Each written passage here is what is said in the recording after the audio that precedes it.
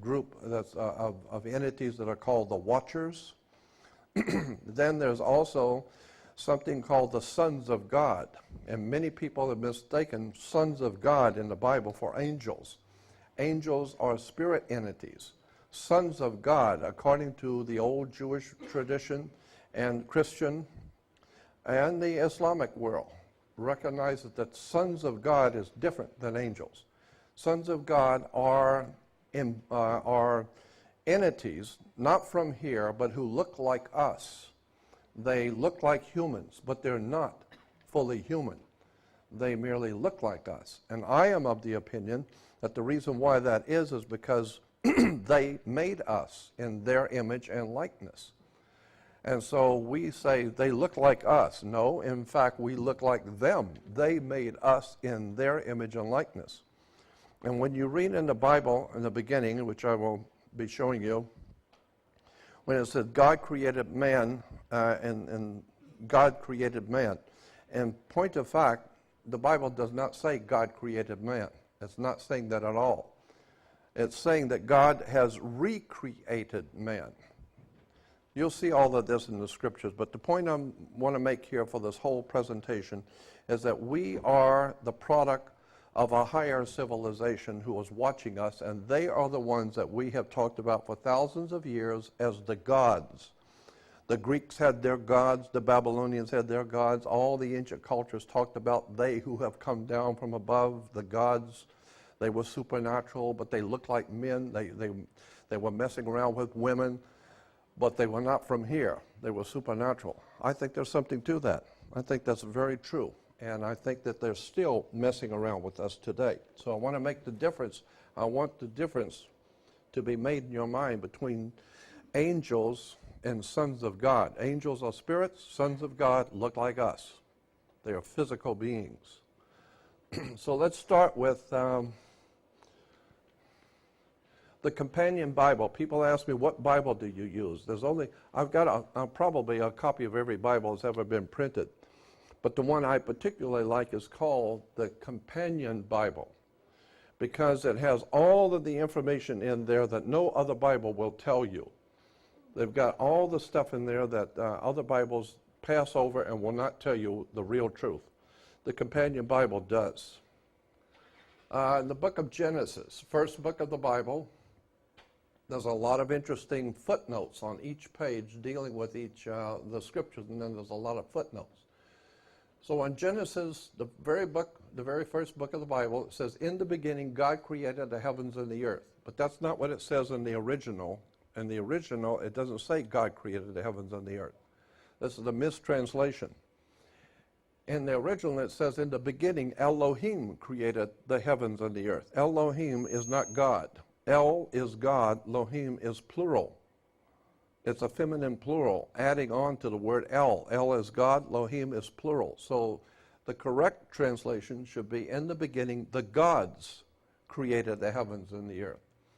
And next is a very important misunderstanding in Scripture. It says, and the earth was without form and void. First of all, think about it. Why would God create the earth and it's without form and void? What does that mean? That's another mistranslation. Because the people who translated the King James Bible were very good with the King's English, but they didn't know that much about ancient Hebrew or the ancient Phoenician language. So they made some mistakes in their translations. So in the beginning, the gods, Elohim, created the heavens and the earth was without form and void. When you read it correctly, to understand Genesis 1:28, we first of all have to look at Genesis 1:2, in which the word is tohu vavohu.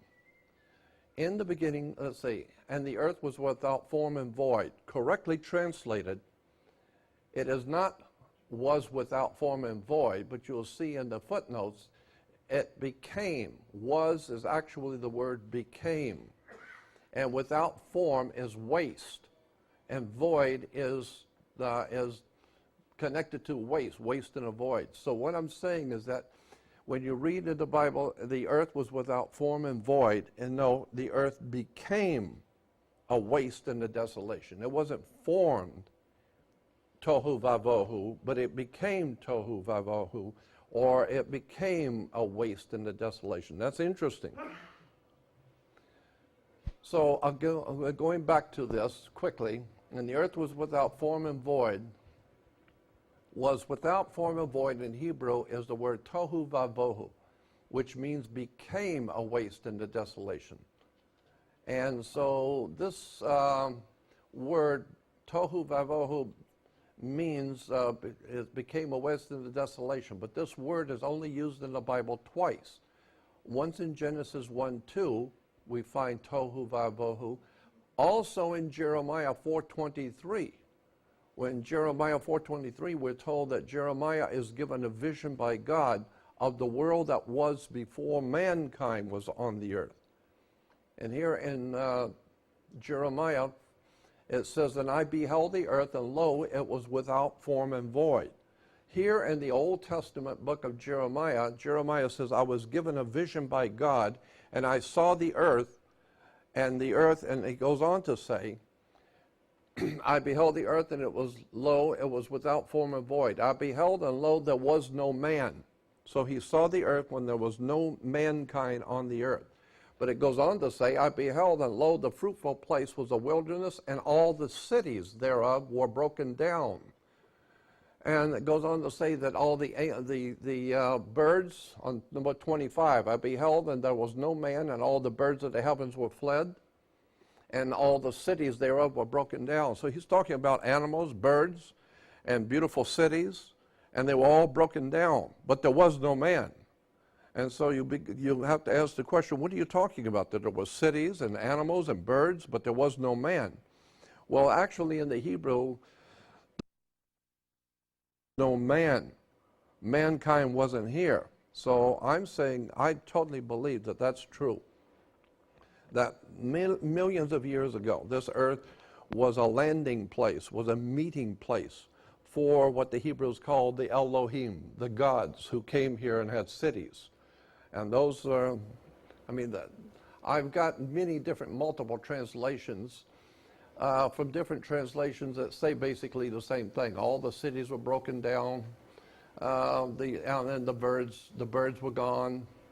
So the point being is that in the Old Testament, we're seeing that there are cities where the Elohim, the gods, resided. Now, when you hear that the Hebrew religion is the only, or the very first monotheistic religion, mono, of course, meaning one, the worship of one God. In point of fact, that's not true. The Hebrew religion is henotheology, henotheistic, not monotheistic. Heno, look it up in any religious dictionary, you will see that the worship of one God is not monotheistic. The word is henotheistic, which means picking one God out of a group, out of many.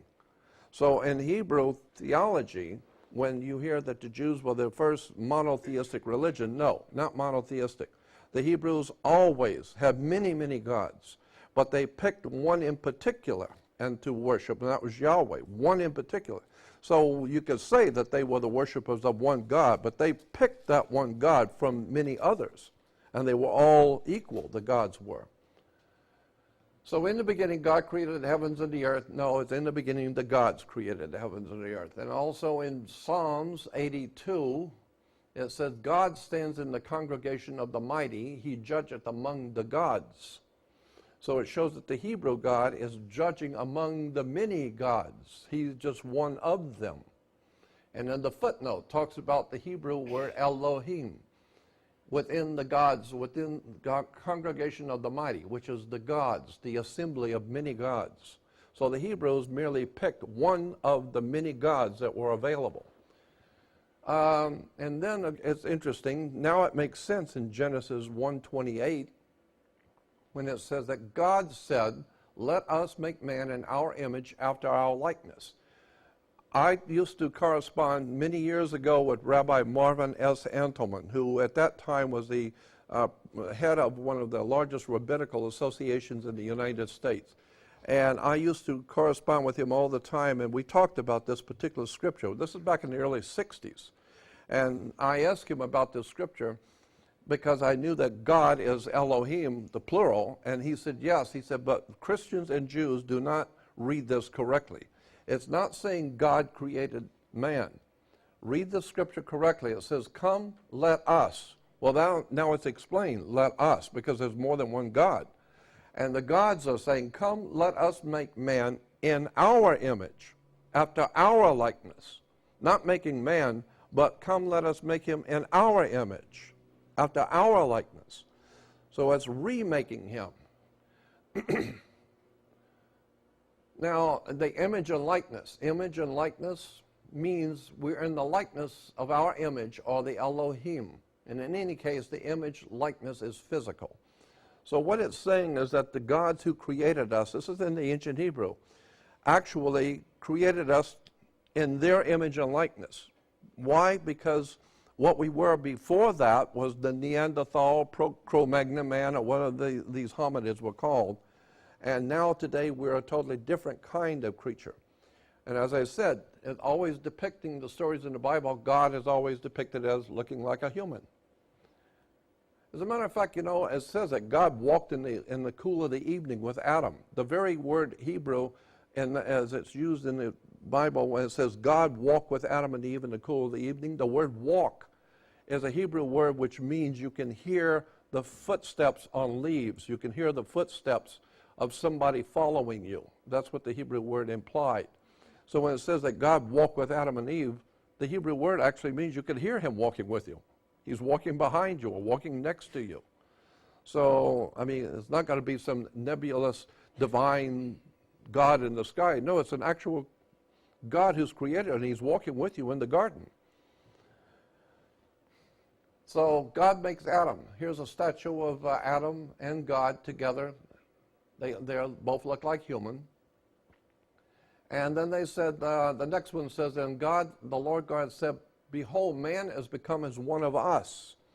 So now once he's been remade, which is obviously saying that the gods have tampered with our DNA. They somehow or another procreated with us and crossbred with us, which is what Zechariah Sitchin and all these other writers that I have worked with are saying the same thing, that the gods have done something with us and changed our DNA and made us look more like they do. So now they can roam about around us, and we will never know who they are because they look like us. No, we look like them. And it's my opinion, I think we're being run on the earth by these entities who look like us. Even in the Quran, talks about how we created you, O mankind. And throughout the Quran, talks about the gods, we who have created you. And on the bottom paragraph, it goes on to say that it shows how God made Adam in his own image. He formed his body from dust, just like the potter is able to make pictures from clay. So God is talked about as being the great potter who molded us. In Isaiah 64, it says, but now, O Lord, thou art our Father, and we are the clay, and thou art our potter, and we are the works of thy hand.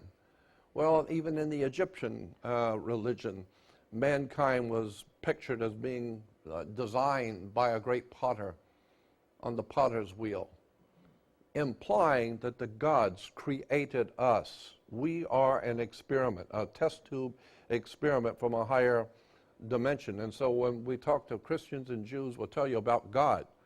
Go back and look at the original word God, Elohim. It's correctly translated, the gods. So where was the creature Adam or man formed? In the first book of the Old Testament, it does not say God created man in the Garden of Eden. Christians will tell you that Adam was formed in the Garden of Eden. He was not. He was, it says, and the Lord God planted a garden eastward in Eden, and there he put the man whom he had formed as a potter. So Adam was not formed in the Garden of Eden. He was formed somewhere, but eventually put into the garden. The Bible book of Genesis, there is a story of the flood of Noah's day, in which God seeks to wipe out all mankind by a great deluge. After the flood is over, Noah and his family and 3 sons and their wives, 8 people are left on the earth. Then God says to Noah and his family, and this is in the book of Genesis, the 9th chapter, this is after the flood of Noah's day, And God is talking to Noah, who has been saved with this family. And it says, God blessed Noah, this is chapter 9. God blessed Noah and his sons and said to him, be fruitful, multiply, and replenish the earth. And I have asked many rabbis over the years. I used to hang out at the Solomon Wiesenthal Center for Holocaust Studies and sit and dicker with the rabbis all day long, talking to them about their concepts and what they were interpreting these scriptures to mean. And the rabbis have said, replenish is a correct word, because I asked him about that word, replenish. Re means do again. Well, obviously, if the earth has been wiped out, all human life has been wiped out from a flood, if you want more people on the earth, you're going to have to replenish the earth. So that makes sense. But back in chapter 1, when God is creating Adam and Eve, back in chapter 1, it says, this is 128, and God blessed Adam and Eve and blessed them and said to them, be fruitful, multiply, and replenish the earth. This is in chapter 1 when God is creating the first human pair and told to replenish the earth. Do it again. So, there's another story in the Old Testament that is also part of this general subject. Adam and Eve's first two sons, Cain and Abel, where we read that Cain killed his brother Abel. It's in the Bible.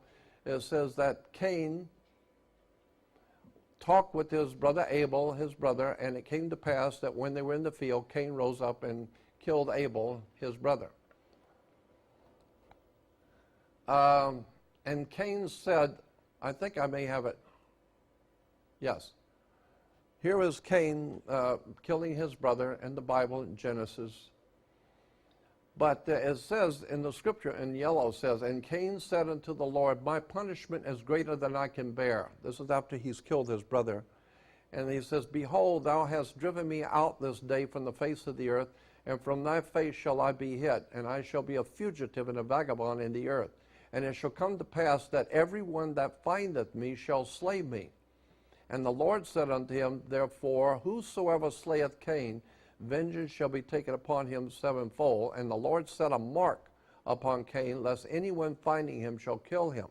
So the point here is that we have Adam and Eve and Cain and Abel, the first couple, the first humans on the earth, and their two sons. So now you got Adam and Eve, Cain and Abel, and Cain just killed his brother, and God is putting him out, kicking him out because he's a murderer. And Cain is saying to God, don't put me out there because anyone finding me will kill me. So even Cain thinks there's somebody else out there that's been out there a long time. And don't put me out there because they'll kill me. What do you mean they will kill me? Who else would be there? I thought that it was just Adam and Eve and Cain and Abel. No, Cain's saying don't put me out there because there's others out there who will kill me. So the others were obviously the pre-Adamic man, or the ones we call hominids, the hominid creatures from which we know that they existed because we're still finding their skeletons everywhere.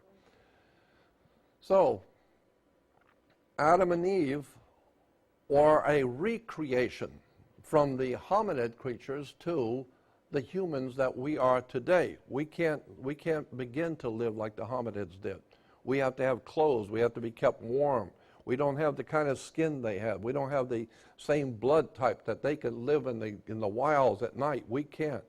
It's because we've been recreated in the image of the gods who came here. So there's a difference between the ancient hominid creatures and we humans today. Now let's go back to the flood of Noah's day. In the flood of Noah's day, we see that the scripture says in Genesis, I behold and even do bring a flood of water upon the earth to destroy all flesh, wherein there breathes life, and from under the heavens and everything that is on the earth shall die. So we know in the Bible there's a story of the flood of Noah's day that destroyed all life on the earth. And over here in Genesis 7, it says something very interesting. In the 600th year of Noah's life, second month, 17th day of the month, the same day, were all the fountains of the great deep broken up, and the windows of heaven were opened, and the rains was upon the earth for 40 days and 40 nights. But people think the great flood was caused by the rains for 40 days and 40 nights. Any scientist will tell you no matter how bad the rain is, no matter how widespread, it's not going to fill the earth and cover the earth in 40 days and 40 nights. No. It may be 12, 14 inches, but it's not going to cover the earth. Impossible. And it's impossible for the whole earth to be covered with water, period, anyway. That's totally scientifically impossible. But it's interesting when you really look at the scripture. It says, in the 600th year of Noah's life, 2nd month, 17th day, the same day were all the fountains of the great deep broken up, meaning that there was some kind of a tremendous earthquake. And that's probably what the scripture was talking about in Jeremiah, when it says, I saw beautiful cities. And then all of a sudden it was tohu vavohu. All of a sudden it was a waste and a desolation. Well, yeah, if you got a 14 on the Richter scale in Los Angeles, 10 times worse than anything that's ever happened, it's going to be a waste and a desolation everywhere. Maybe that's what Jeremiah was talking about, that there were great cities that the gods had created, but if it was some kind of a hellacious earthquake, it would have destroyed those cities and people. Which brings up the subject, of course, of Atlantis, because that's the story of Atlantis. Atlantis was a great and godly kind of place with high spiritual beings from other worlds, we're told. They were supernatural creatures, and they lived in this area called Atlantis. And then it says, and all the great fountains of the deep were broken up. Well, if they were broken up, we see going down the middle of the Atlantic is a earthquake fault. That's a big one. It's like the San Andreas fault. And the U.S. Navy has photographed the ocean's bottoms for military purposes. But it's interesting, they photographed the great fault going down through the Atlantic Ocean. So it very well could have been great civilizations or islands out there.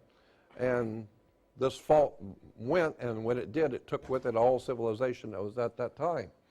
Incidentally, on the floor of the Atlantic Ocean today, 10 miles north of Bimini, the last little island in the Bermuda Triangle of islands, 10 miles north of Bimini, the island of Bimini, is called the Bahama Banks. And in the Bahama Banks is a huge pyramid with an all-seeing eye at the top, larger than the pyramid in Egypt, sitting on the ocean floor. U.S. Navy has taken pictures of it. They've had stories and books written about it. There's a huge pyramid with an all-seeing eye sitting on the ocean floor 10 miles north of Bimini in the Atlantic Ocean. I don't know what that's all about, but it's out there, and nobody's tried to explain it. So something's going on in Atlantis. Something was going on in the Atlantic. The whole concept of undersea kingdoms have always been around, even scholarly articles about underground bases, underwater bases.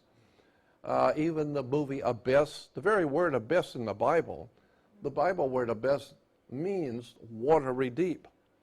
So it says the devil comes out of the abyss, or the demons come out of the abyss. The word abyss in the Bible is water. So here we have great temples that are found all around the world under the oceans. This is in the Bermuda Triangle. Even from the satellite, looking down on the Atlantic, you will see some kind of a configuration. Looks like a perfect square, and looks like a division of land. This is on the floor of the Atlantic Ocean from the satellite. Most people don't even know there's stuff out in the Pacific and in the Atlantic, I mean, that could very well have been some kind of a great civilization, but it's underwater now. And of course, as I said, we know there are many temples all around the world that are covered with water. Off the coast of Cuba, there are whole temples and artifacts, and then of course off the coast of Japan, there are huge temples buried. So it implies that we've had civilizations on this earth for millions of years that you don't know anything about. Hundreds of thousands of years ago, the oceans were not where they are now. That's why we have great deserts in North Africa. The deserts are the floor of the ocean. After the salt settled down and nothing could grow, they became deserts. So there must have been some kind of a monstrous displacement of of land and water hundreds of thousands of years ago, millions of years ago, who knows? But the point is that these temples that are underwater are there and were built by ancient civilizations. We are not the pinnacle of success on the earth. And we are not the smartest. We are degrading. We are degenerating. We're not evolving. We are we're devolving. So because the people who built the pyramids and the tombs and all of these artifacts in Egypt and around the world were far smarter than we'll ever be. So we are merely seeing the relics of a higher civilization that were here and now are under the ocean. Incidentally, in relation to that, while we're on the subject of temples in the ocean, two scriptures come to mind. The bottom one, of course, is Hebrews Old Testament 26:5, and the top one is in the Christian New Testament, Mark 5:1 through 15. In the Bible, in Job, the oldest book in the Bible in the Old Testament is Job. And that's where we get our word job. Your job is a very depressing thing. Well, that's what the story of Job was, a very depressing thing. Yeah. So that's where we get our word job, from Job. But anyway, in the book of Job 26, this is the Old Testament, it says, dead things are formed from under the waters, and the inhabitants thereof. Over on the right-hand side is the footnote. It says, dead things are formed from under the waters, which is translated, the place where the Rephaim stay, which is beneath the waters and the things that are therein. What are you talking about, dead things? The dead things is the Hebrew word Rephaim, or the offspring of fallen angels, akin to the Nephilim. So there are, according to the Bible, Old Testament, there are offspring of the angels, or the sons of God, these creatures who have come here millions of years ago and procreated, and their offspring are able to live underwater in the oceans. So that might explain why you're seeing UFOs coming out of the oceans, a lot of activity over the Pacific and Atlantic Ocean, because even the Bible said dead things is Rephaim, the offspring of fallen angels akin to the Nephilim, or the Anunnaki. So I'm just saying it is at least possible that we have high civilizations from other worlds who are now living on the ocean floor in the Atlantic and Pacific because they can live there. We can't. They're called the Elohim, or as Zechariah, my friend Zechariah Sitchin says, the Anunnaki. We don't know what they're capable of, but obviously they are far superior to anything they've created, which is us. Over here on, and then of course, like I said, in the New Testament, it's in the book of Mark, has an interesting point here. It says, and when Jesus is brought before, Jesus comes in contact with a man who is mentally deranged. And it says that he was filled with demons and devils.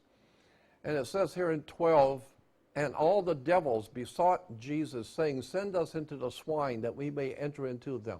If you remember that story where Jesus confronts a crazy man, a wild man, and he says, what is your name? And the man says, I am Legion, we are a legion.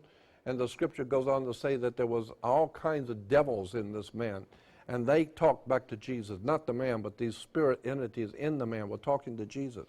And they said, we are a legion. And it said the unclean spirits, Jesus said, gave them leave. So Jesus told the unclean spirits of the demons in the man to get out of him, leave him. And it says, and the unclean spirits went out and entered into the swine, and the herd ran violently down the steep place into the sea, and they were choked in the sea. So that's an old biblical story about Jesus chasing the demons out of a man, and they wanted to go into some kind of life forms because they had to be in some kind of a life form. So Jesus sent them into the pigs. But immediately the pigs ran into the ocean and died. I'm thinking, wait a minute, if in the pigs there are spirit entities and they are trying to get back into water, and so when the pigs went into the water, the pigs died, the spirits are now in water where they operate best. Well, electricity travels good in water. Water is a very good conductor of electricity, and electricity is a part of the human spirit. So I'm just saying there could very well be that there were spirits who wanted to get back to the ocean if they couldn't be in a man. And let the God says the man has become as one of us. This is the beginning of the Neanderthal period, or the what we call the ancient caveman. But then from there we have a mutation of the human race. Something new is being created. And we even have those concepts now in movies and television about a whole alien nation being created to look like humans. And again, I'm drawing the difference between, I'm pointing out the difference between angels and sons of God. In the book of Hebrews, it says God makes his angels spirits. So we know that angels are spirit entities, demons or ghosts or whatever else you might want to call them. Ghosts are spirits. They have no bodies. But sons of God are different. Sons of God, they're just pictured here, but they are actually physical entities that can procreate with humans.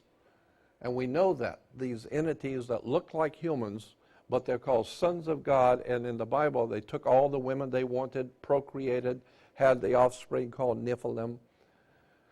And here it is again in Genesis 6, they're called the sons of God. The sons of God are not angels. And it said that there were giants in the earth in those days, back in Genesis. And there were giants in the earth in those days. And after that, when the sons of God came to the daughters of men, and they bare children to them, and some became mighty men, which are of old, the men of renown. So these sons of God were able to procreate with women, which showed that their plumbing worked the same way as a man. So there was not some spirit entity or ghost. No, it was actual grown men who were procreating with women. But those men were not fully men. They were sons of God, the Elohim or the Anunnaki that is being talked about now. They were the gods who came here from another place in the universe, who looked like us and created us, and now we look like them, and therefore they can now operate in public all around us, and you will never know who they really are. And so when I see these people who are in charge and power, and they're always in power, and they hold absolute sovereign power over the earth, I'm beginning to wonder, who are these people? Because obviously they're not human. They don't care about killing people, murdering. They don't care about nothing but their agenda. So I'm saying, it's my belief, that we are being manipulated and exploited and ruled by extraterrestrials who look like us. No, we look like them. Remember in Genesis 18 where Abraham is confronted by three men? The scripture says in Genesis 18, and the Lord appeared to Abraham. And it says, and he lifted up his eyes and looked, three men stood by him. And when he saw them, he ran out to meet them and said, my Lord, if now I have found favor in your sight, pass not away, I pray thee, from your servant. And let a little water, I pray you, be fetched. Wash your feet and rest yourselves. And over here on 8, it says he took butter, milk, and calf, which was dressed, and set it before them, and he stood by them under the tree, and they did eat. The story in Genesis 18 is very important, I think. It talks about Abraham being confronted by three men who walked up into his camp. And these three men said that they were on their way someplace on business, but Abraham insisted that they at least stay, and he would have them fix something to eat, and they could rest for a little bit, and then they could go. And they said no, they were busy and they were on their way, and he insisted. So the Bible says that they finally relented and said, all right, we're going to stay for dinner, but make it quick because we're on our way somewhere. So it says that, so he took butter and milk and a calf, which he had dressed, and set it before them, and he stood by them under the tree as they did eat dinner. So he's feeding these three men. Then you find out later on that these three men was actually they were not three ordinary men. You come to find out that that's Abraham standing. The three men, one of them is the Creator God, the one called Yahweh, Jehovah, the Creator God with two accompanying angels. The Bible goes on to say that there were three men who looked like men, but there was actually the Almighty Creator with 2 accompanying angels. And afterwards, that's in Genesis 18, but in Genesis 19, those 2, if you remember the story in Genesis 18, it says that 2 of the men got up and left, but one of them stayed to stay a little bit longer with Abraham while the other 2 left. And they said the one that stayed was the Almighty God, the Creator, the one who has actually created humans. But the other 2 were his accompanied angels or sons of God. And they ended up going into Sodom and Gomorrah. And so in 19 it says, so there came 2 angels to Sodom and Gomorrah. And again, they were given something to eat. So in the story in Sodom and Gomorrah, the homosexuals saw these 2 men and thought they were beautiful, handsome men and wanted to have sex with them. If you remember, that's in Genesis 19. And so they were obviously handsome, good-looking men. They were not spirit entities that looked like ghosts. No, they were actual men. But they were called sons of God. And of course, if you go on with the story in the book of Genesis 19, it talks about how the sons of God, these good-looking, handsome men, finally put an end to all that crap going on in Sodom and Gomorrah. But they were not angels. They looked like humans. So you have Abraham talking to 3 men who actually was God and 2 helpers. Yeah, the Apostle Paul, that was all in the Old Testament, book of Genesis. Now in the New Testament, in Hebrews 13:2, the Apostle Paul is saying something very interesting in Hebrews 13. The Apostle Paul said, be not fearful, forgetful to entertain strangers. Thereby some have entertained angels unaware. Again, mistranslation of angels, should be sons of God. But what the Apostle Paul is writing is he said, always be hospitable to all men that you meet. For some have entertained sons of God and didn't know it. So that's something to keep in mind. When you're talking to someone, you never know who you're talking to. Because there's too many cases have been reported where some woman had a bad accident and was dying, or someone was under a car and out of nowhere a man comes up to help her, picks the car up or helps the child up and saves their life, and then the woman turns around to thank them and they're gone. There's way too many examples of entities walking out of nowhere, coming out of nowhere, helping a human, and instantly are gone. But they look like men, and they were able to pick up a car, so they must have been very strong men. So they look like men, they had the strength of a man, or super strength, but they looked like men. That's the point. They were not spirit entities. They looked like us. So, now comes the idea of men who are ruling us, who have a divine right of kings. This whole idea of divine right is ludicrous. Because some of these entities who have come here figure they have a divine right because they've created us. Well, in a manner of speaking, the father and mother creates the son or daughter, but that doesn't mean they own the son and daughter forever. The son and the daughter are humans and they have their own life to live. So the same thing is true with us. Here it says, let's see, alternatively, they may have magic weapons, gain power of obtaining gifts and spirits, stealing and merit, some divine secret. Nevertheless, their wisdom may give them a role of teachers and lawgivers, bringing to mankind rules of society, arts, and skills of civilization. In this function, they may appear as ancestors, founders of a society, and ideal rulers of priests. What this article was saying is that somewhere or another, gods have appeared on the earth who have led us and taught us astrology, they've taught us all of our sciences, they have continually taught us how to govern, how to make money, how to form governments, they've set up our religions. The whole entire human system on the earth is obviously operating at a very high intelligence. Somebody is ruling us through our institutions of churches, synagogues, mosques, our governmental systems, banking systems. Somebody has set this world up to control us humans.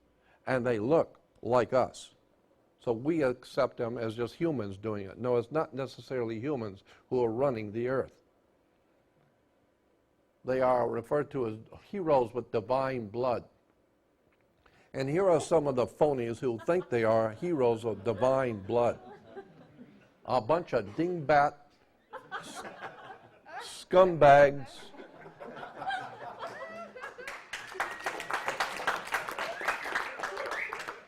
international criminals of the highest, international criminals who consider themselves to be of divine origin. But remember, when you hear that term, that kings have a divine right of kings, where does that divine right come from? It comes from the Pope, because nobody else in the world, in Asia and Africa, nobody else in the world has religious leaders or political leaders that reclaim divine right. That silly bunch of nonsense comes only out of Europe.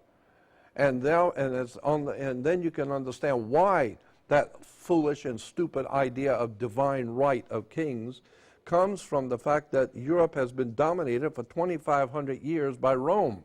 Under the Caesars of Rome, he was God. And if he appoints you to be governor, you have a divine right because God put you there. Well, when the Roman Empire finally corrupted and fell apart, the Vatican came in with the Holy Father, and now he is the Pontifex Maximus, who will bestow upon you a divine right to be a holy man, or a, what am I trying to say, royalty. So this is where royalty gets their royalty from, is from the Holy Father, the Pope. And when you find out the connection with the Vatican to all the governments of Europe and how Rome has dominated Europe for 2,500 years, and the Vatican has dominated Europe for 1,600 years, and Europe has dominated the world for 1,600 years, then you understand what's going on today around the world. The wars and the stuff that's going on today is the wars between the gods. It's the Star Wars. The gods are warring for ownership of the human race. The Pope represents one faction of the gods. This is what Zecharia Sitchin has been talking about for years. Incidentally, I was in business with Zecharia Sitchin. And when I was in business with him, I had a lot of time I could spend with him in off hours. And we've had a lot of interesting conversations in private. And all I will tell you is that there's more to Zecharia Sitchin than meets the eye. This guy is not only a brilliant writer, but he's far more well-informed than you think he is. He just hasn't told you the whole story yet. But there they are. Dingbat, goofball, the whole bunch of them. Yeah. And so in the New Testament we're told, well, I mean, you got to look at this dimwit. Look at that. Yeah, collectively, you go over there collectively, they got an IQ of 40, the whole bunch of them. I was in England. I spoke in England to an audience of about, I'd say, 500 to 600 people. And I said, the first day I was there was on a Saturday morning, and I said, you know, you have to appreciate I'm an American, so I have my own views on this. And I said, but last night I was in the hotel, and there was a birthday party for Prince Charles. And the Queen Mother came out, and everyone fell all over themselves and slobbered all over themselves. And I said, and made a fool out of themselves. But she then introduced her son for the birthday party. And he came out and said to her, "Thank you, Mummy." And I said, I thought that was interesting. And everyone in all the English were laughing because Prince Charles calls his mother Mummy. And I said on the stage, I said, that woman looks like a mummy. And if you put a $10,000 dress on her, she still looks like a mummy. And then I said to the audience, I've got this on tape, I said, how long are you people here in England going to put up with this bunch of bull? While people crawling on their knees trying to pay their rent and starving, these people are driving around in golden chariots, calling each other mummy, and they got a divine right. When in the hell are you people going to wake up and have a revolution?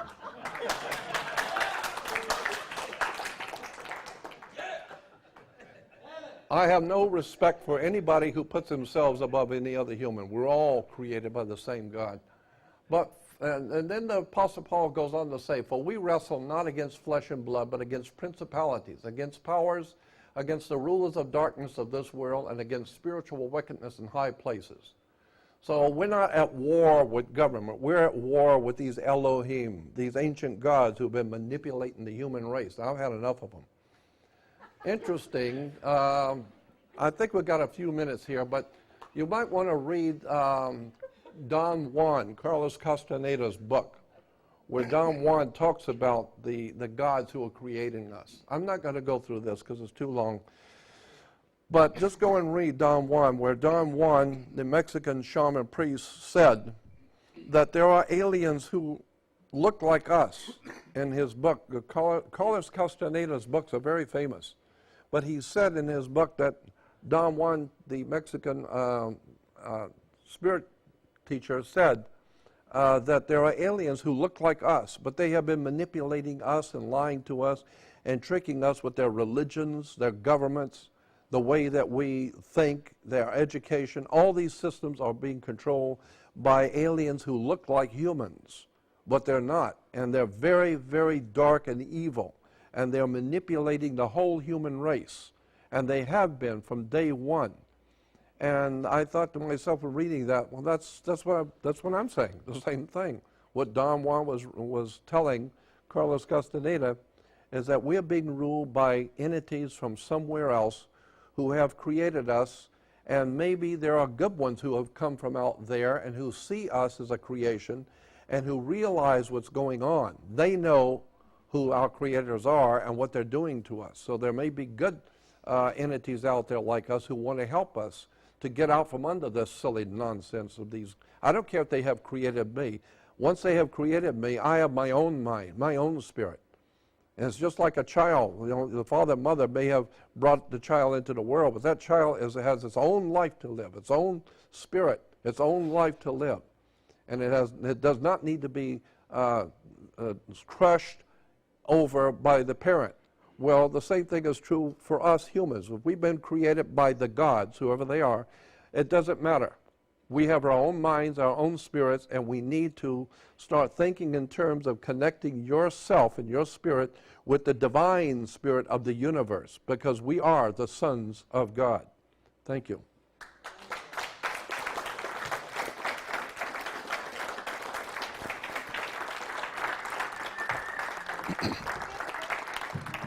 Yes.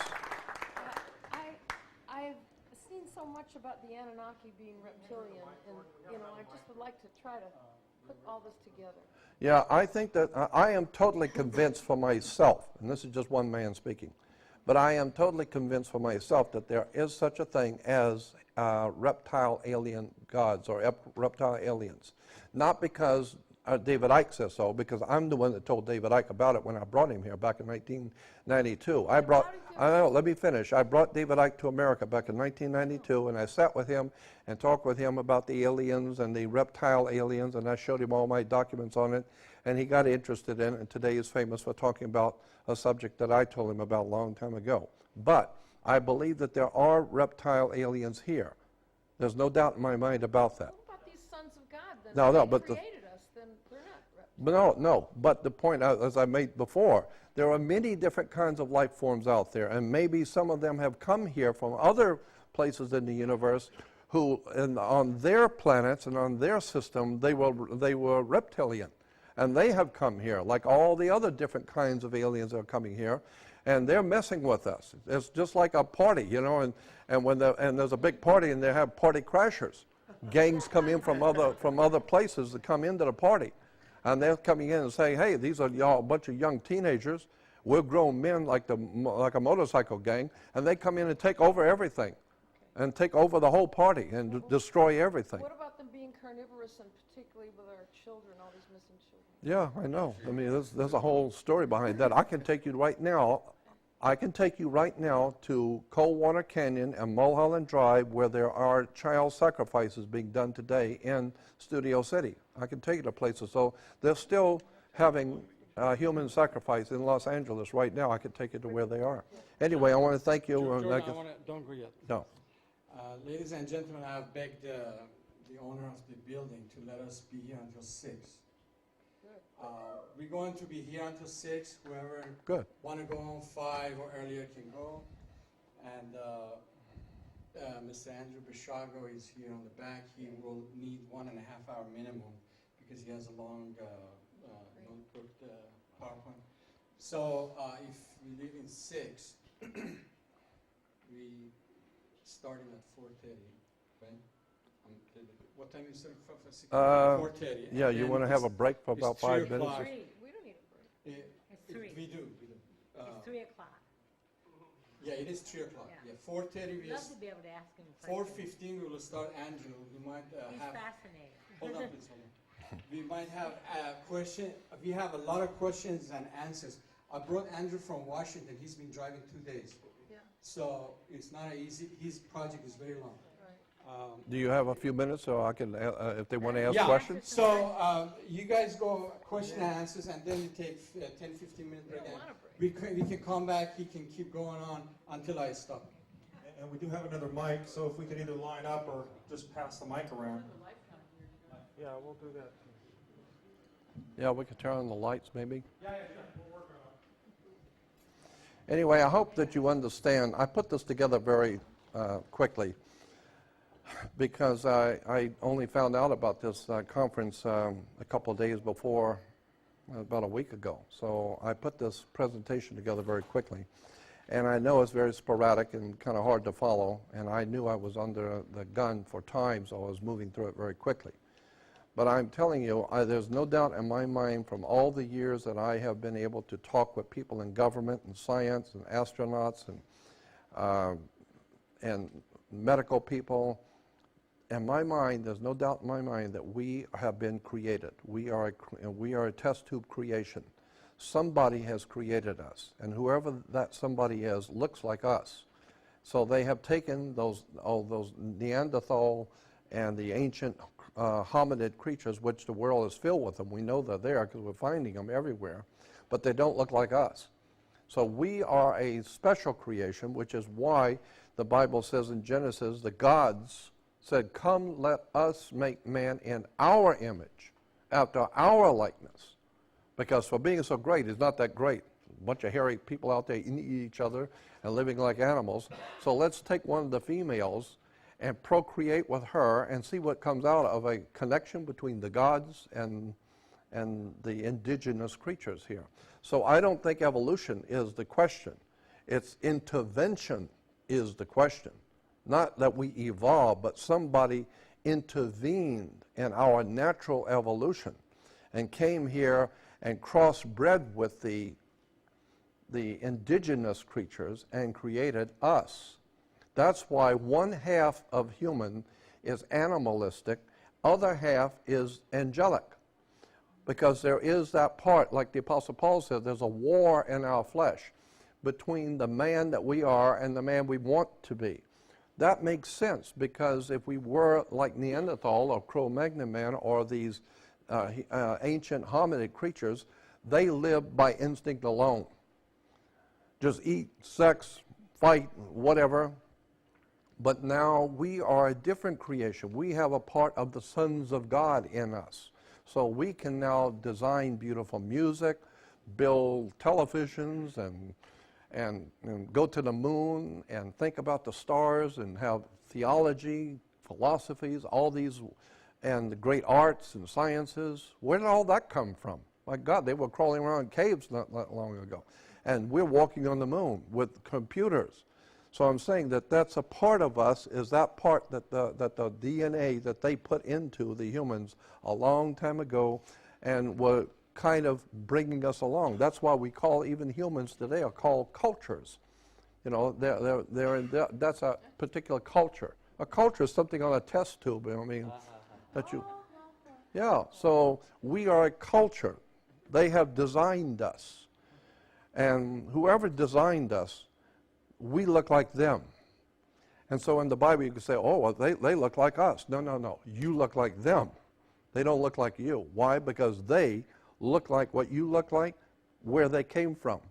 They look like what you look like now. So they have intervened in your evolution. And so therefore there's that inside of us is that desire to know wisdom, to know the stars, to know where we've come from. And at night, you look out into the stars, you know. Ask a child, 7 years old, where's God? He's out there. Well, that's right, he's out there. But I hate to tell you this, if God's out there, that means he's extraterrestrial. Because if he was here from Cleveland, Ohio, it would be terrestrial. But if God's out there, it means he's extraterrestrial. He's out there. And ask where angels come from. Where do angels come from? A child will tell you they're out there. They come from out in heaven. Well, yeah, walk out at night, look into the sky. What are you looking at? Heaven. So if God is in heaven, yeah, he's out there in the stars. You'll say, yeah, I'll bet he's out there in the stars. No, he was out there in the stars. They are here. They live. They're here. And I am totally convinced that that is the case. We are being ruled by extraterrestrial intelligence. Whoever these people are who are running the earth are highly advanced in science, and they're bringing us along. Little by little, they are mutating the species. They're mutating us. We used to be back in the 20s, just regular people, poor people working. Now we're getting sophisticated with computers and Hollywood, and we're moving now into the concept of procreating with the brain and the computer, going to the moon. It's a whole different kind of creature is being developed right now. By who? Somebody out there is messing with us. And so I'm saying what you need to do is take back your own humanity and no longer buy into any religious system, no cultural systems, none of this. Start thinking for yourself. Educate your mind. Where do things come from? Where do words come from? Where do these ideas and concepts come from? I'm not buying into anybody's religion, their governments, their systems of education, none of it. I don't buy any of it. For a long time I've been questioning where do we get our knowledge about anything? Somebody's manipulating us. This is why we have something called politically correct. You've got to understand, you've got to go to school and learn what you're supposed to so you can get a job and work and fit in with the society. I don't want to fit in with society. There's nothing about society I want to fit in with, period. I just want to have people start thinking for themselves and asking questions. When I was 9 years old, say it again? No, stay. Let him go. He's going to take a break. Take a break yourself. What'd you say? Let him take a break. Yes, continue, please. When I was 9 years old, I was confirmed as a Catholic confirmation. And the nuns told us, she said, tomorrow at Sunday at church will be a confirmation ceremony, and the bishop is going to be here. And it's going to be a very important time for you children. And so after the confirmation service is over tomorrow night in church, the bishop might possibly ask you if you have any questions, because now that you're Catholic, the bishop may ask you if you have any questions. Now, if that happens, you do not ask any questions ever. You sit down and shut up. You don't have any questions. And so that's what I needed. So that night, after the confirmation was over, when the confirmation was over, the bishop did say, if you children have any questions, I'll try and answer them. So I stood up to make sure they damn well know who I am. I stood up and I said, yes, I have a question. And I'm 9 years old. And I said, my father works with torches, like a welder. And I said, could I take a torch and turn up the fire on the torch and burn an angel? If there was an angel here, could I burn him and hurt him? And he says, what do you mean burn an angel? I said, if I had a torch, could I burn an angel? Would it hurt him? And he said, no, you couldn't hurt an angel. I said, why not? He said, well, fire is a physical thing. It takes wood or plastic or paper or something to burn. You can't burn an angel. And I said, why not? And he said, because angels are spirits. You can't burn a spirit. And I said, well, why am I concerned about going to hell where my spirit will burn forever and you can't burn a spirit? So the priest said, you? Yes, sit down and shut up. In front of everybody. But I already knew what was going on. I already realized that adults don't know any more about the world than kids. As a matter of fact, adults can learn a lot from listening to children. Adults have already got their whole little system and routine going that is nothing more than a manipulation that they've been taught in their colleges and schools.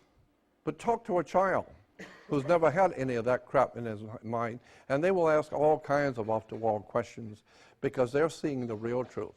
So that's what I'm recommending humans do. Start waking up. Your brain is like a parachute. Don't work if it ain't open.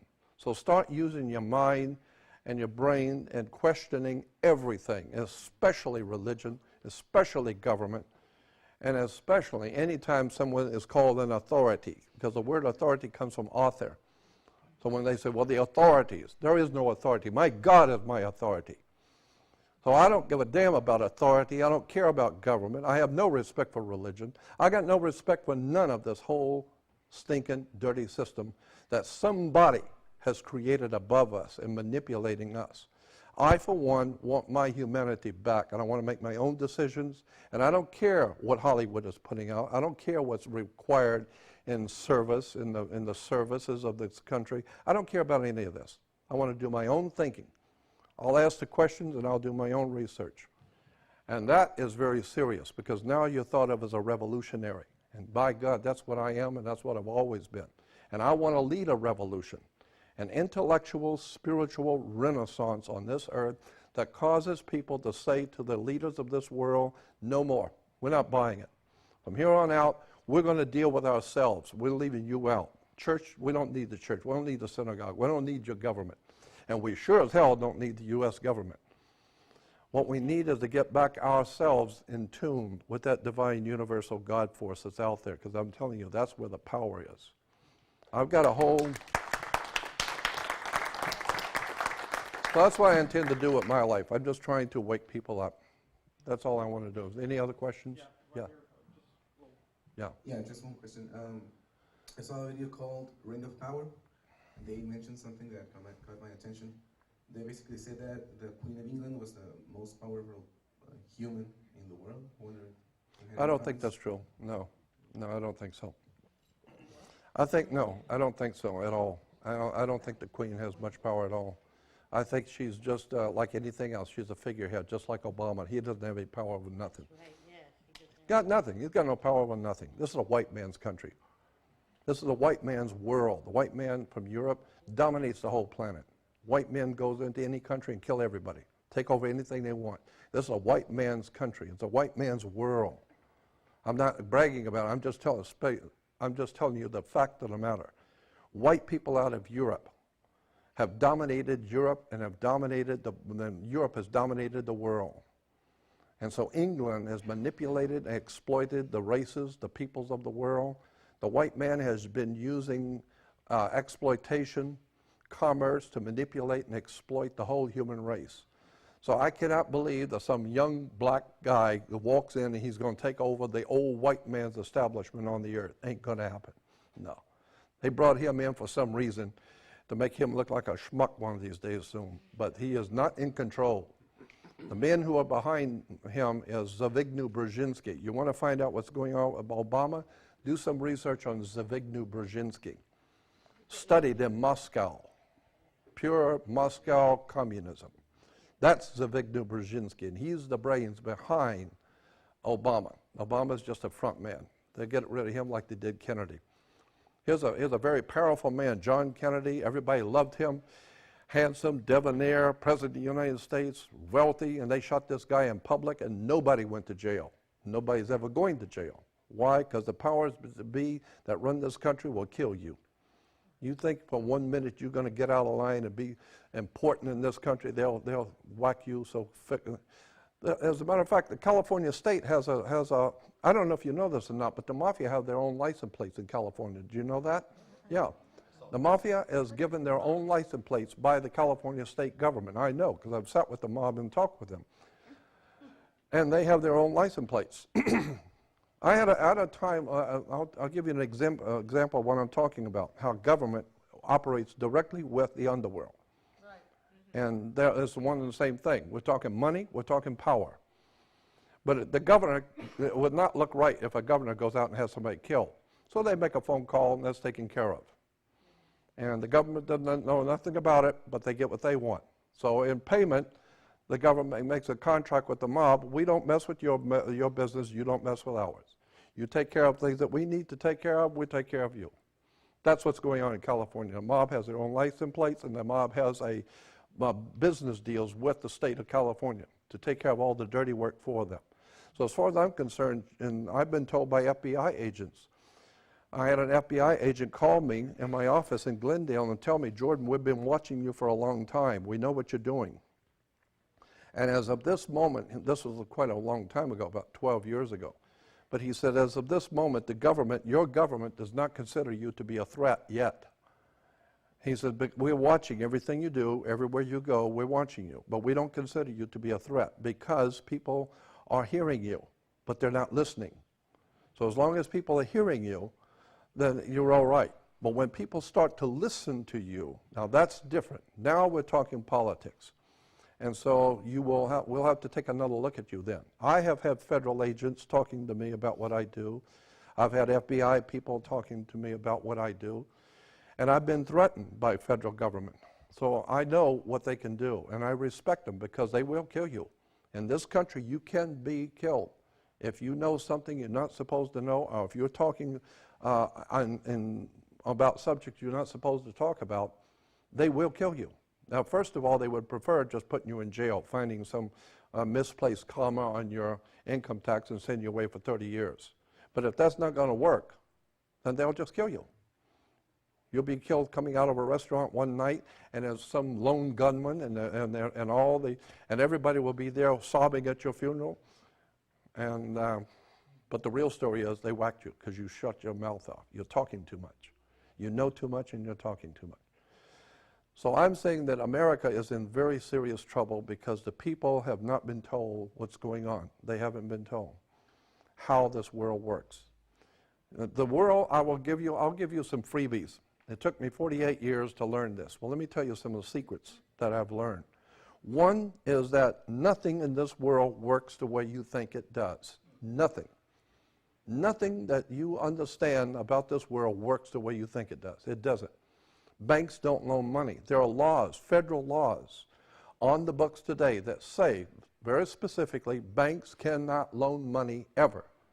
That's the law. So what are you going to the bank to get a loan for when banks can't loan money? Logic alone would explain it to you. I'm not going to put $100,000 into a bank so that you can come in and borrow $100,000 for a new car on my money. No, thank you. You're not going to take my money to buy your car, and if you don't pay for it, I just lost $100,000. That's not the way it works. No, banks cannot loan money. So what happens is if you buy a new car, and say it's a $40,000 car, every automobile, or anything, house, motorcycle, doesn't matter what it is, it must have an appraiser appraise that property or appraise that car. And so whatever that car is worth, say that car is worth $40,000, the appraiser said. So when you take that, so that paperwork is called commercial paper. And that commercial paper represents $40,000 of a business. You take that commercial paper, and when you say you want to buy this car, the car agency will take that paper and give it to the bank.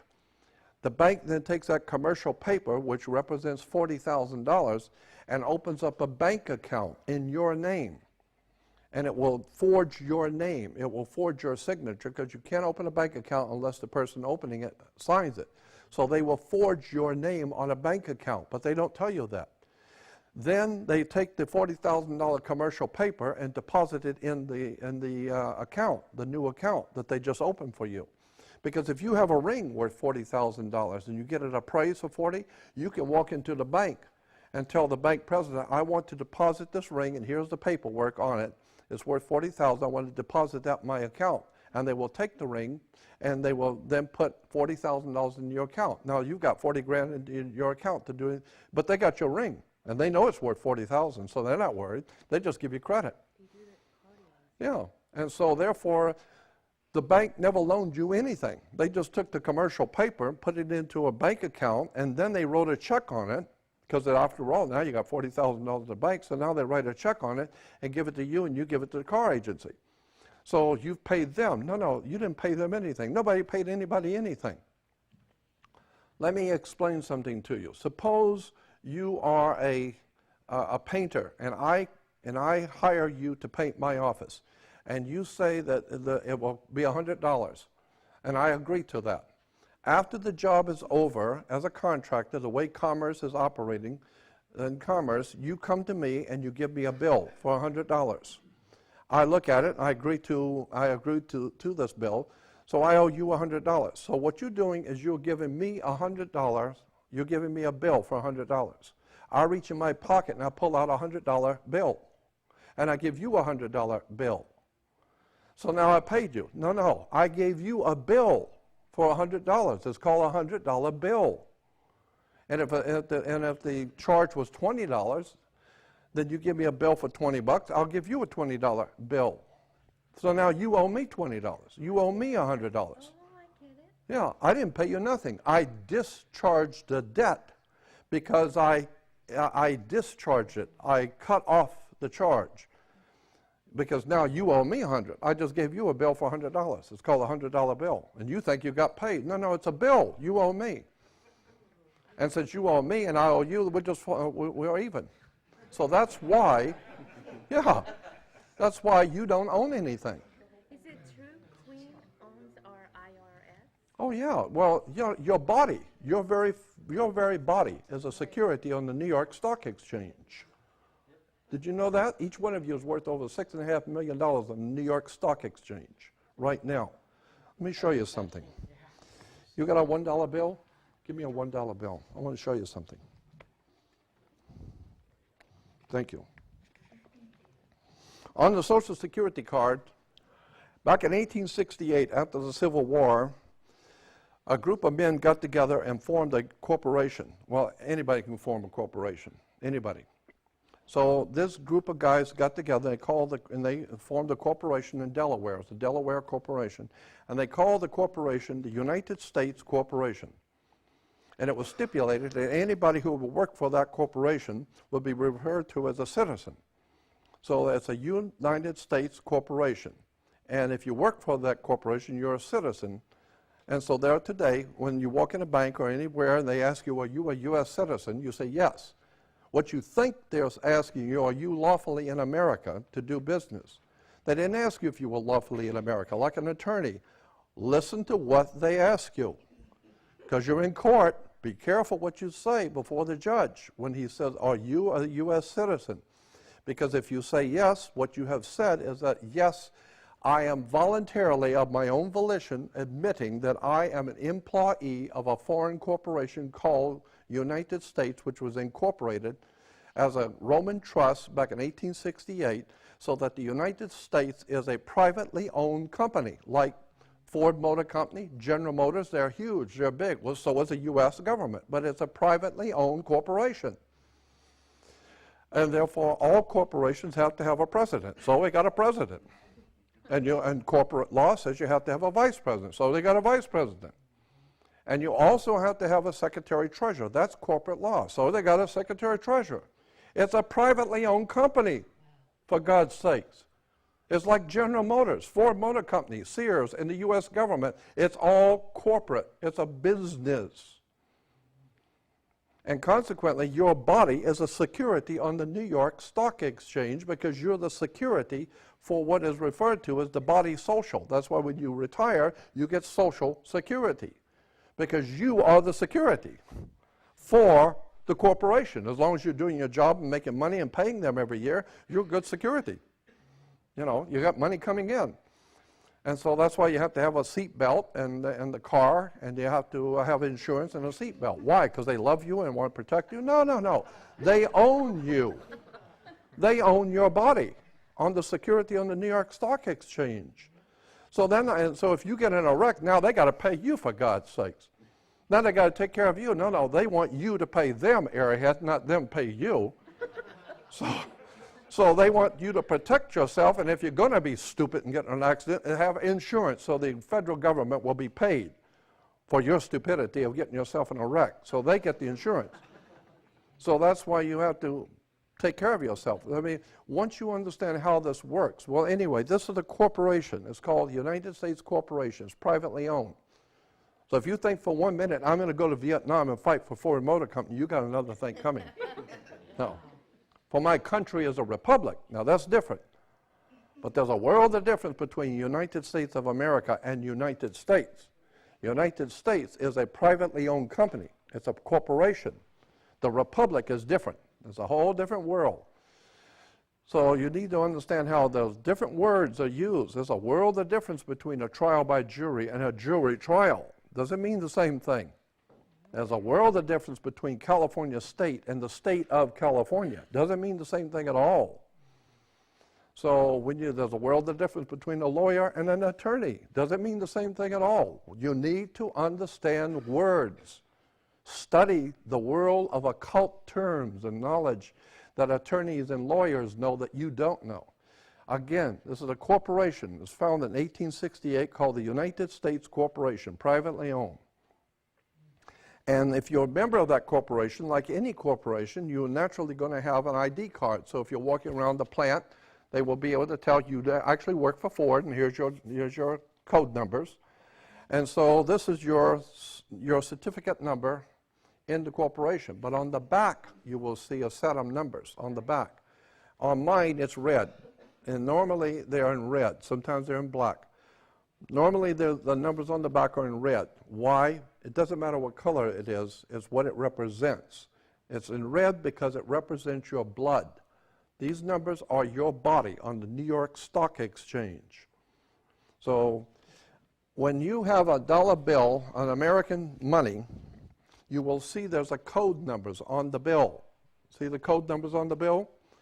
When you put your numbers on the back of your Social Security card with the numbers on the bill, they're identical. So that your body is worth $6.5 million on the stock exchange, and it is the security for America's money. Your body is a security for the body social. That's why when you retire, you get Social Security. No, you are the security for the body of the corporation. And they're using your body on the New York Stock Exchange, and that's why this government has never cared about all the illegals coming in from Mexico. And they don't care about that at all. Why? Because the more the merrier. The more people that they get Social Security numbers on, that's $6.5 million more they just got. And so if they get 150,000 a day times 6.5 million, every day the government's making money off of people coming in. They couldn't care less where you come in. They want documented workers so they can document you to get the credit through the international banking cartels out of London to pay them for you, because your body is a security on the New York Stock Exchange. So that's why there's never going to be any, there will never be any stopping of the illegal, because look at, if the corporation called United States is a company, it's a corporation, and if you are doing something and making money, then, and you are not paying them, they can put a lien on you. It's called a mechanic's lien. You know, if you have a painter and he paints your house and you don't pay him, he can put a mechanic's lien, meaning he goes to the bank and says, I'm putting a lien on this house because they owe me $6,000 and they won't pay me, which means you cannot do anything with that property until you pay him first. So if you want to sell the property first, but the first $6,000 goes to this man because he has a lien on you, because he did something for you and you didn't pay him. So therefore, if you are working in California, but you're not a U.S. citizen, you're not in the corporation, you become known as an alien, because they have now put a lien on you. You are now an alien. No, you're not an alien. They have put a lien on you. Words. It's magical, the way words are used. You go to court. Why do you go to court? You play tennis on a court. You play basketball on the court. How do you play tennis on a court? You play with a racket. Come on. So, no, serious. You think that these lawyers dream up this stuff by chance? No, no, no, no. These guys are smart. They're playing a game, and you just don't know the game they're playing. So you go into a court. The whole idea of a court is like I said, basketball court is a game. This team stands up and throws the ball back in the other guy's court. And that team of lawyers throws the ball back in this guy's court. And the judges comes out, he's a referee because he's wearing a black robe. Black robes represent the planet Saturn, the lord of money and banking and law. Saturn was the god of banking and law. And his priest of Saturn always wore black robes. That's why the Catholic Church wears a black robe. That's why the rabbis wear black robes. When you graduate from high school, you wear a black robe. The whole idea of the Saturnian is called Saturn. The god Saturn was Lord of the Rings. So women were told to listen to their god, so they would wear an earring, because Saturn is the Lord of the ring. And men were to get married before their god, so they wear a wedding ring. You need to understand there is a world of occultism, manipulation, exploitation of the human race with words and terms and symbols that you don't even know is happening right in front of you. So you've got a court. The whole idea in a court is a game to put the ball back in the other guy's court. And the judge is going to rule from the bench. The word bench is a Latin word for a bank. So he's ruling for the bank. Why? Because somebody's going to have to pay their debt to society. Somebody's going to pay. When the day is over, somebody's going to lose and they're going to pay. And the judge doesn't care because he's getting paid anyway, so he doesn't care. He's a referee. That's why he wears a black robe. And when the judge walks out, everyone rises. Why? The same reason when a Catholic priest walks out, everyone rises, because the Catholic Church operates under the same maritime admiralty law as a court in America. That's why in Catholic churches you always see 3 steps going to the altar. Those are the first 3 steps of the first degrees of Freemasonry, 1st, 2nd, and 3rd degree. Once you're on the 3rd, you get in the 3rd degree. Now you're going before the judge. It's the 3 degrees of Masonry. So then now you bring in the occult world of Freemasonry, all the secret societies of the Knights Templars, the world bankers, the religious orders. All of this stuff is connected thousands of years ago that you don't know anything about. And once you start seeing how in court the judge rules from the bench, which a bench is a Latin word for a bank. And where do you find banks if they're on both sides of a river? They're called river banks. What does a river bank do if it doesn't direct the flow of the current? See? Because your money is called currency. Because it's the cash flow, the liquid assets, the juice. And either you got it or you don't. Money goes through your hands like water. No, money is water. Maritime admiralty. Money, there are only 2 things on the earth. There's only 2 things on this globe. There's land and water. So we have 2 kinds of law. The ancient Romans set this up, and they said we only have 2 kinds of law. The law of the land and the law of water. The law of the land is the custom of the people who live on a particular piece of land. That's always different. So the law of the land is different everywhere. You can do things in Russia you can't do here, because the law of the land is different here. You can do things in South America you can't do in China, because the law of the land is different. The people live on the land. So the law of the land is the law of the culture that lives on that piece of land. But the law of water, no, water is the same everywhere. The law of water is the law of money. It's called maritime admiralty, the law of money. So you can get a credit card in China and go to South Africa for vacation. It doesn't matter. We're just talking money now. And banks are banks all over the world. So we're just talking money. Either you got it or you don't. So it doesn't matter what color you are, what race. Do you have the money, the credit card? So when you understand that the money is the law of water, let me give you an example of commerce in water. When a ship pulls into a harbor, a ship is always female. Always a ship is female by law. Sailing ship, rocket ship, doesn't matter. If it's a ship, it's female. Why? Because she delivers the product. Okay? Without her, you don't have any product. So she is a term which is used for all ships. And so when the ship pulls into a harbor, it pulls in with, say, $800 million worth of Toyotas. Every one of those cars or televisions or whatever's coming in must have its own certificate of manifest, because yesterday the ship wasn't here. This morning they come to work and there's a ship here with $800 million worth of TVs. So it has manifested. So on the ship, she brought in $800 million worth of business.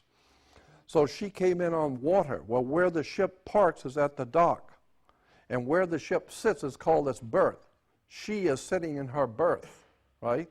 And she is producing a maritime admiralty product because she came in on water. So therefore, each product has to have its own certificate of manifest, because she is giving birth to a product. So therefore, when you were born, you came out of your mother's water. Her water broke. And by law, you are considered a maritime admiralty product. She delivered you in the delivery room. She delivered the product. And so you came out of water, you're a maritime admiralty product, so you have to have a birth certificate. And the birth certificate's got to be signed by the dock, because that's where the ship is sitting, at the dock. So once you understand the words and the terms, and if you're born dead, if you're stillborn, then they just lost a TV, because take a car off and it falls down. Yeah. And so you got to, if you on the car, on the television, whatever it is, how much does it weigh? What color is it? You know, does it have air conditioning? Is it 2-door, 4-door? Is it Mexican, or is it some other race of people? How much does it weigh? Does he have both eyes? Yeah. Does he have 5 fingers? Yes. And how much does he weigh? What color is he? Those are all the vital signs for a maritime admiralty product. Because for God's sake, they're going to sell you. They want to know, does this kid have 2 feet or what? Because if he doesn't, I got to have to pay for it. So you are a maritime admiralty product, and therefore you are being bought and sold around the world today. And if you could get your original birth certificate back, the original, not the certified copy, get the original one back, you will see on all birth certificates at the bottom, this is a security document, goes directly to the Department of Commerce. And from the Department of Commerce, they put that directly out into the stock market of New York City, and now people are buying and selling your body, and you don't even know it.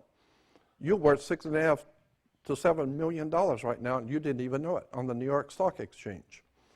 But this is the type of stuff that most people don't know anything about, and there's a reason why most people have never heard any of this, because it doesn't have anything to do with football.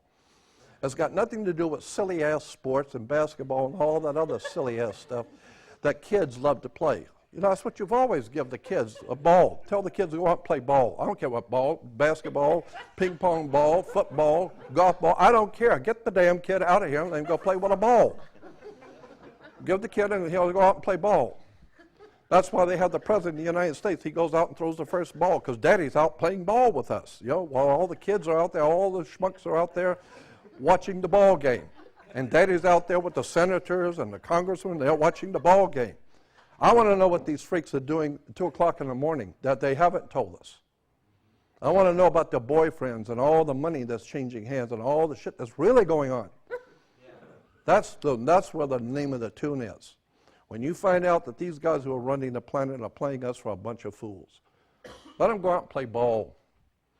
And send some movie stars, send some of them chumps that we own, send them out there and let them be on TV so you can see on the basketball games, they'll always show Jack Nicholson and some big movie stars at the ball game.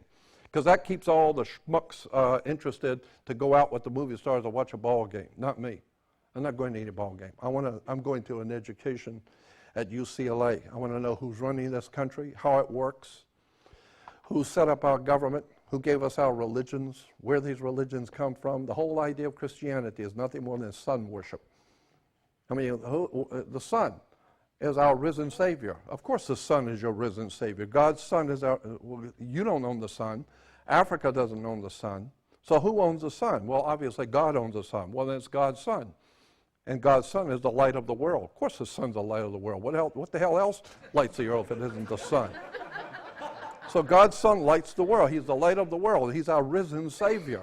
Of course it's your risen Savior. If it doesn't rise, you're dead in 6 weeks. So wait till it don't come up, and you'll see it is your Savior.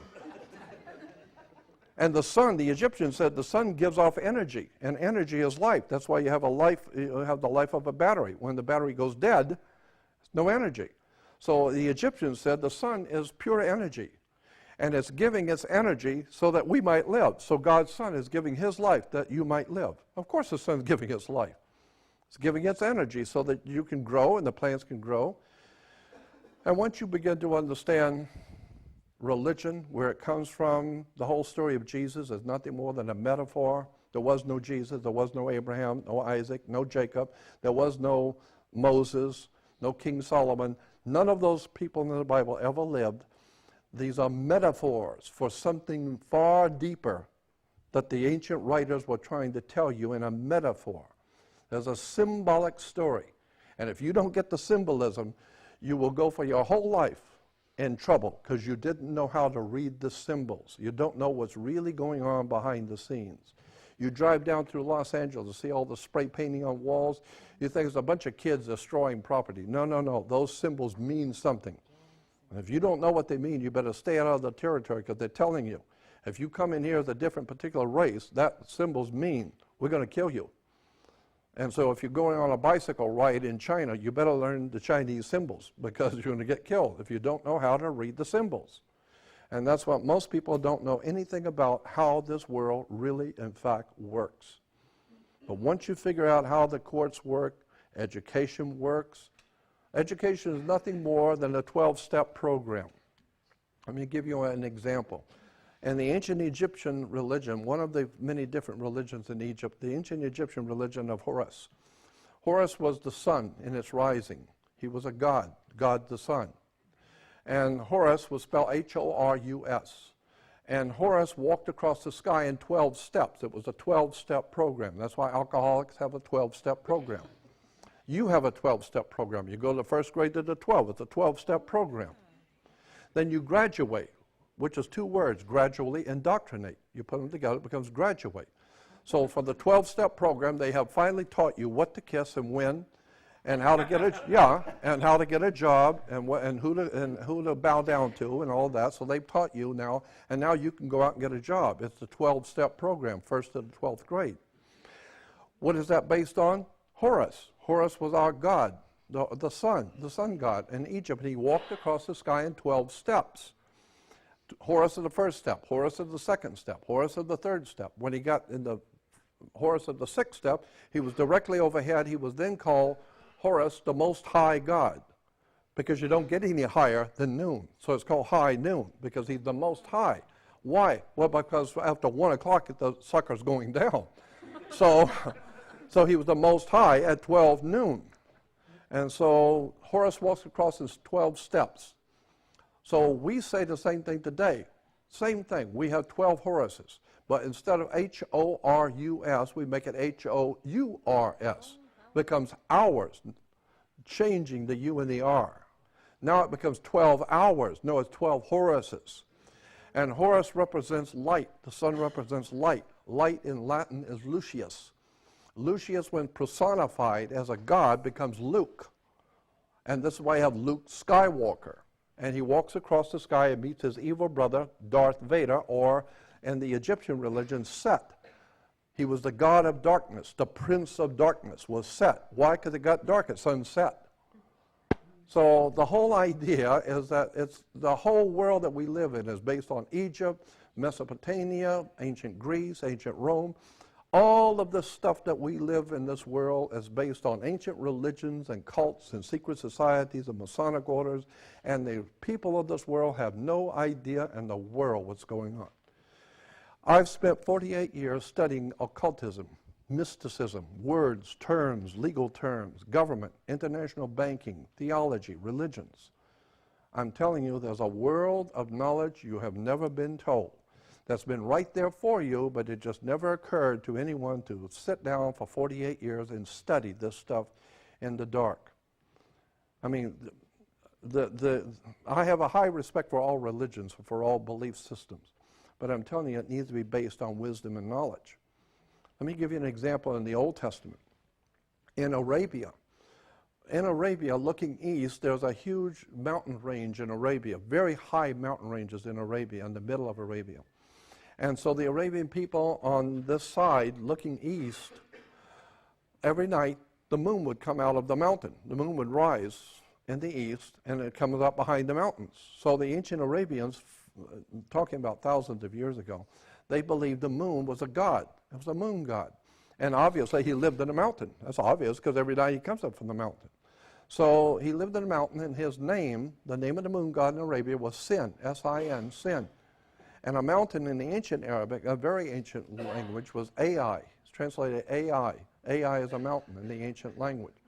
So the god Sin lived in his mountain, Ai. You put them together, it becomes Sinai. No, there was no Sinai. There's a god Sin in the mountain called Ai. Airhead, wake up. It's just a worship of a moon god. This is why the Jews have their celebration after sundown, because that's when the moon god comes out.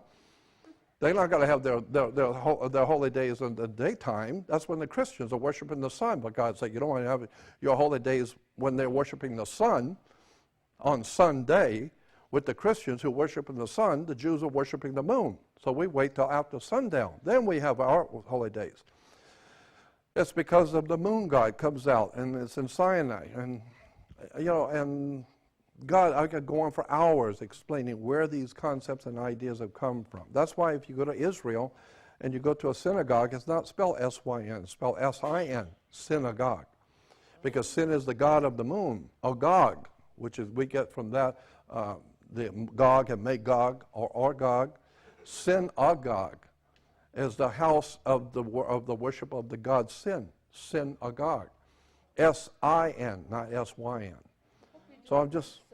Huh? I'd love to see you do a big, long, all-day seminar. Oh, yeah, I could sit and talk for days on this stuff. Days, several days. That'd be great. Yeah, Be great. I could sit and talk for days on this subject of religion, theology, where all of these things have come from. A lot of people ask me, well, where did you get this document or that document? Where can we read about this or that? Well, what I've done is I have downloaded, give me that DVD. What I've done is I have, thank you, I have downloaded all my files in one computer. I got about 3 or 4 of them, but in one computer I have all my text documents, PDFs and all that. So what I've done is I've just downloaded all of my documents from my computer into a DVD. It's like, I don't know, 5,080 different items, 161 different subjects, 3.4 gigs of documents on religion, government, courts, just the crap of the world, everything. Everything is going on. It's all here. There's all the documents are all here, and you find out where all this stuff really comes from, and the worship of Saturn. And Saturn was in the old Phoenician language. In the ancient area where we call Israel and Lebanon today was called Phoenicia. And in the old Phoenician world, they were worshipers of the planet Saturn. So when the Hyksos people that we call Hebrews today, incidentally, the word Hebrew is a derogatory term. It's like calling a Mexican a wetback. It's not a very nice term. And so calling someone a Hebrew is not, it's a derogatory term. And incidentally, the Jewish yarmulke, it's not Jewish at all. That's Roman. That's why the Holy Father wears the yarmulke. The cardinals wear the yarmulke. Rome was here before Jews. And so under the Roman Empire, the Jews were ordered to show respect for the Holy Father, or we're going to cut your head off. So you show respect for the Holy Father, you are under the Holy Father. So you show respect by wearing the yarmulke. So today we got Jews running around with yarmulkes thinking it's Jewish. Not Jewish. It's Roman. The entire system of religion is Roman. The white man's world has dominated the earth with religion. And the Jews think that they are a monotheistic religion. No, not monotheistic, henotheistic. Christians think that they've got a corner on the truth, and they don't realize it's just worshiping the sun. Let me give you an example. We got a couple of moments. Let me give you an example. I want to try and understand what I'm saying here. All of the religious concepts and ideas in Christianity and Judaism come from the northern hemisphere. We don't have anything in our Christianity or Judaism that comes from the Aztecs or the Mayas or the Aborigines of Australia. All of our concepts and ideas come from the northern hemisphere. Very good reason, because the whole thing of religion in Judaism and Christianity is astrology. It's based on the stars. That's what God is. Ask any kid where God is. He's out there. That's right, in the stars. That's what the Christianity and Judaism is based on, the stars. And so on the first day of summer, the very first day of summer, the sun is as high in the northern hemisphere as it's going to go. It's not going any further north than the first day of summer. Each day after the first day of summer, it begins to move 1 degree southward every day. It's so slight you'll never notice it. But 90 degrees later, or 90 days later, which is 3 months later, it's halfway down. So when he was high in the northern hemisphere, he started summer, and summer begins in the constellation of Leo. He was the Lion King like Disney's Lion King. The Lion King is the sun in the constellation of Leo that begins summer. The Lion King. The Lion of the tribe of Judah. It's Leo, the constellation of Leo in summer. The sun is hot, so he's the Lion King. Leo, the constellation. Now, 90 degrees later, 90 days later, he is falling. So now it's called fall. Yeah, because he was really hot. Now he's falling. So he's not that hot anymore. So now we call it fall because he's falling. What is the symbol for fall if it isn't Scorpio, the backbiter? And this is why in the old ancient world, when a scorpion bites you, they have two stingers, one on top of the other, and when they hit you, it looks like two lips. And then so the ancient people said, you just got the kiss of death. He just kissed you off. Because you just got bit by a scorpion, and that's the kiss of death. That's why the mafia gives you a kiss of death. That's where it comes from. So Scorpio is the backbiter. He's the one that goes behind your back and rats on you, and he's the backbiter and causes you to die. And that's what Judas was, the backbiter, Scorpio, because Scorpio begins fall. So Jesus, who was the Son of God, the God's Son, the light of the world, he was the Lion King in summer, but now he is falling. And so Judas is the backbiter who has now kissed him off. And now he's going to go all the way south, down to south, and die in Capricorn. When he goes all the way down south, he stops on December 22nd. On December 22nd, the sun hits the lowest degree on the earth, and it doesn't go any further south than December 22nd. On the 23rd and 24th, the sun rises on the exact same degree. The U.S. Navy has instruments that can show you it did not move northward or southward, but for 3 days, it stayed on December 22nd, 23rd, and 24th on the same degree. So the ancient Egyptians said the sun was moving all along, and anything that's moving every day is alive, but now for 3 days, God's Son is dead in his grave. He's dead. He's not moving. Then on December 25th, the sun moves 1 degree northward, which means it is now beginning its annual journey back to the northern hemisphere. So now we celebrate his born again. He's come back. After all, he said he would return. Well, he's out, the 25th, and move 1 degree. That means he's alive. As he comes back over the equator to the northern part of the earth, as he passes over the equator, the ancient Egyptians celebrated spring. And they said that the sun, we say today when someone dies that they passed away, or grandmother passed last night, or they passed on. Passed means they died. The Egyptians said that God's Son, who is the light of the world, has died for 3 days. But he has come back to life, December 25th, Christmas. We celebrate God's Son's birthday. Yeah, the sun's birthday. And as it comes back across the equator, we celebrate what is called spring, because now he is springing back to life. And so as it passes over the equator, the ancient Egyptians celebrated something called the Passover, because in the first week of spring it passes over the equator, so it became known as the Passover. And so today we have Jews celebrating the Passover, which is the sun in spring passing over the equator. Well, the Christians have got to do the same thing, but they don't want to have anything to do with the Jewish religion, for God's sakes. Well, what would that look like? So they wouldn't have anything to do with the Jewish religion. So they have the Christian religion, which is the actual truth. And in the real truth, it's the resurrection, we say, of God's Son, the resurrection. And I say, what the hell are you talking about, resurrection? It came back to life. It's a resurrection. It's a Passover. Well, get out, get a life. It's just the sun passing over the equator, for God's sake. You know no better than anybody else. It's all worship of the sun. And so that's why in the Middle Ages and in the Middle East, in what we call Phoenicia, Cana, Egypt, they had a celebration in celebrating Easter, or what we call Easter. And it is actually Ishtar. Ishtar is the goddess who comes back, Ishtar, and so we celebrate her coming back. She's coming back to life. And as it passes over the equator, we equate that sun passing over the equator with Virgo, the virgin. So God's Son is now born of a virgin. Yeah, Virgo, the virgin. And, that's why Leonardo da Vinci, when he painted the Last Supper, and he has 12 apostles. The 3 and 3, 3 and 3. There are 4 groups of 3. Yeah, spring, summer, autumn, winter. Get a life. And the sun's in the middle, and the sun's in the middle. This is why there's a 12 apostles plus the God's Son is 13. 13 is an unlucky number. It goes into Masonry. I could explain this whole thing, and there's so much to tell you. I don't even know where the hell to start with this stuff.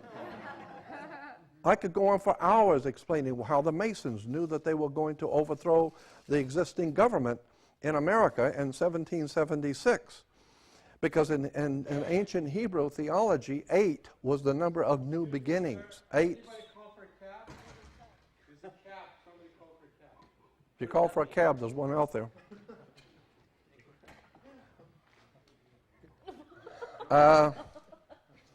Anyway, in the Hebrew, ancient Hebrew theology, 8, the number 8 was the number of new beginnings. You start things over on an 8. So 8 was the only number. 8 was the only number that you can continue to draw without picking your pen up, without picking the pencil up, because it goes on forever. So therefore, you lay an 8 down, it becomes infinity and go on forever. So 8 is the number of new beginnings, and 13 was in ancient philosophy. 13 was a perfect number for government. Perfect number is God's Son with his chosen 12. That's a perfect government. 12 apostles with their master, the Son, is perfect government. So the Masons decided they were going to have their revolution against England according to the astrological symbols. They knew what they were doing. So they said the revolution must happen in 1776, and it must happen in July, because of the constellations that will be visible in the heavens in July will facilitate the revolution. They knew astrology. So they had their revolution in 1776, which is 1 and 7 is 8, and 7 and 6 is 13. So it's the perfect government based on the perfect number of 8 is new beginnings, beginning of something anew, and 7 and 6 is 13, a new government. So the Masons overthrew the British Empire. They knew they had to do it in 1776, and they had to do it at a particular point where the constellations were over the United States. It's a fascinating study of how the people who run this planet. 9/11. Tell us about 9/11. 9/11 is simply a gimmick to scare the peawads out of everybody so that you will not bow down on your knees and ask the government to protect you. That's all it is. Adolf Hitler did the same thing. He burned the Reichstag down. He had his own guys go out and burn the government building down to scare the hell out of everybody. And he said, I can't do anything about these people are crazy. They're burning down the government. They're killing people. The only thing I can do is if you tell me to. I can't do anything because I'm just a humble man. But if you tell me to do something, I got to do it, then I'm obliged. So everybody said, you've got to protect us. Well, if I've got to protect me, the only way I can protect you is give me absolute power to be God. Well, we'll give you all the power. Do anything you need to protect us. Yeah, that's what I wanted. You chumps are stupid. That's what I wanted. That's why I paid the guys to go out and blow down the building so that you would give me the power to be God. Now that I got the power to be God, you're going to prison. That's the way these people work. They are tricksters. Do you think 2012 will be exploited? No, I don't think. 2012 is not important to me. It's just a calendar day. It's like saying to me, what do you think is going to happen on December 31st at midnight? I think it's going to change to a different year. So what? That and $2 to get you a cup of coffee. Nothing's going to happen. Anyway, I got to go. And so if you're interested in the documents I'm talking about, all the stuff I'm talking about are in documents right there. So we only have a few more minutes. So if you want to get them, you better get them now. Thank you. Thank you.